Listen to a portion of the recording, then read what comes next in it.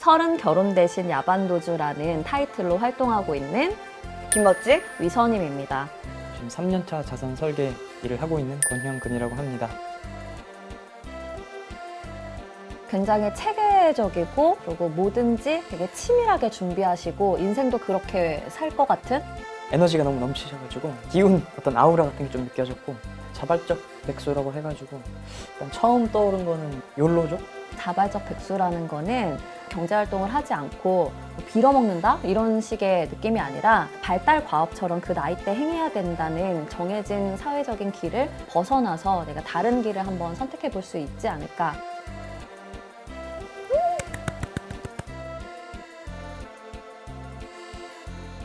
언제부터 네. 지금 자산관리 일을 시작하신 거예요? 원래는 그 연구원 일을 했었어요. 뭘 연구하셨는데? 디스플레이 관련. 오, 연구소에서, 네. 갑자기 근데 어떻게 네, 좀 어릴 때부터 그냥 원하는 뭐 학교와 원하는 뭐 직장 다 갔다 오고 딱 생각을 했었죠. 한 2, 3년 지나고 보니까 이게 맞나 이제 생각이 들기 시작하면서 나만의 뭔가를 해야겠다. 동물원 밖에 나가서 사냥을 해야겠다. 네. 그런 느낌을 뭐 내 거를 가질 때 필요한 게 결국은 사람과 돈이다. 금융권에 와서 뭐 일하는 게 해는 되지 않겠다. 저도 비슷하게 회사를 다니면서 한 5년 직장 생활을 했었는데 다 만족스러운데 일의 성격과 제가 잘 맞지 않는다는 거를 느끼니까 이게 점점 좀 힘들어지더라고요. 그래서 그때 몸이 되게 많이 아팠어요. 근데 연말정산을 하다 보니까 제가 한 해 동안 쓴 의료비 항목이 700만 원이 넘더라고요. 근데 그때 딱 그 금액을 보는 순간 좀 진짜 현타가 왔었어요.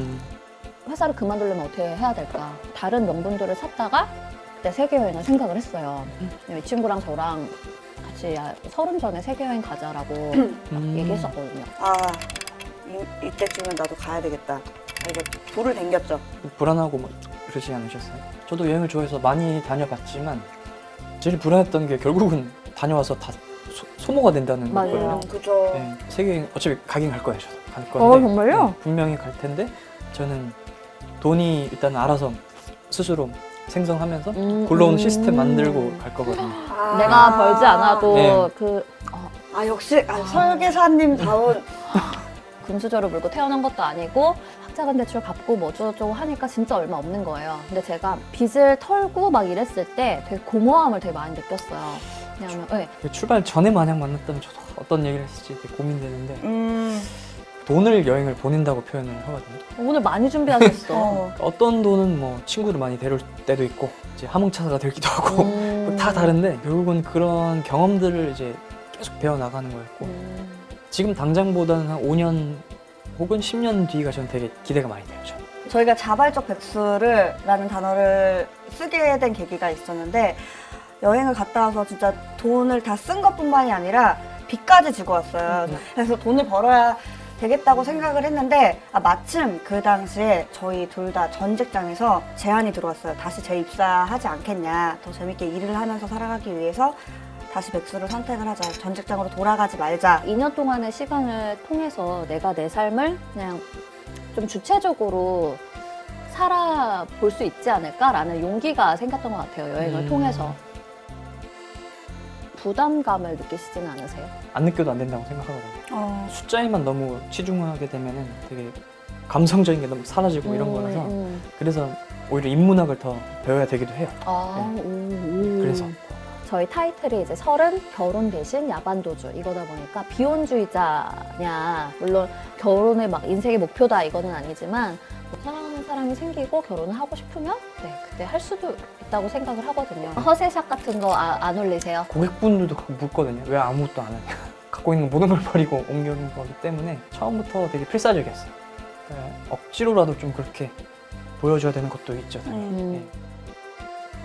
그러니까 요리로 비유를 많이 하거든요. 제가 하고 싶은 게 너무 많아요. 재료들이 굉장히 많고 레시피도 되게 많아요. 지금은 그런 요리들을 다 넣어서 해야 되기 때문에 화력이 세야 될 수밖에 없어요. 네. 물론 나중에는 이제 요리도 은은하게 졸일 때가 오겠지만 그때는 뭐 제가 하고 싶은 거 천천히 할 수 있겠죠.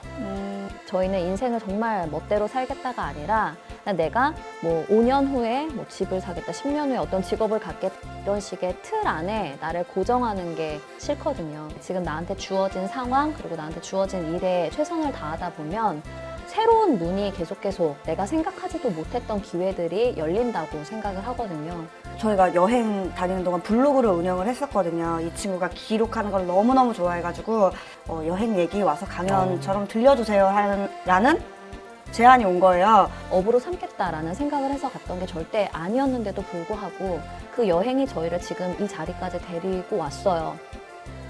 그래서 저희는 그냥 그 순간에 내가 최선을 다하다 보면은 계속 씨를 뿌리고 물을 주다 보면은 언젠가 내가 뜻하지 않은 길로 또 갈 수도 있고 그게 되게 매력적이라고 생각을 하거든요. 불확실성은 누구나 안고 살아가야 되니까 그 불확실성을 좀 줄이자 했을 때 마음이 되게 울렸거든.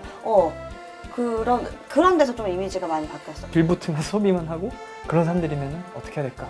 고객으로 만났으면 어떻게든 계몽을 시켜주고 싶었을 텐데 결론적으로는 인생과는 되게 비슷한 것 같아요. 단지 지금 방향이 조금 바뀌었을 뿐 이제 같은 길을 가고 있다는 생각이 좀 들어서 되게 동질감이 많이 들고 저도 많이 배우고 싶은 게 되게 많아요. 지금 솔직히. 자산 설계사라는 그 직업이 주는 이미지 때문일 수도 있겠지만 되게 나와는 다른 가치관을 가진 사람일 거라고 막연히 생각을 했었는데 진짜 나와 같은 동시대를 살아가는 비슷한 나이대에 그냥 친구일 수도 있겠구나 이런 생각이 좀 들었어요. 그게 많이 바뀌었어요.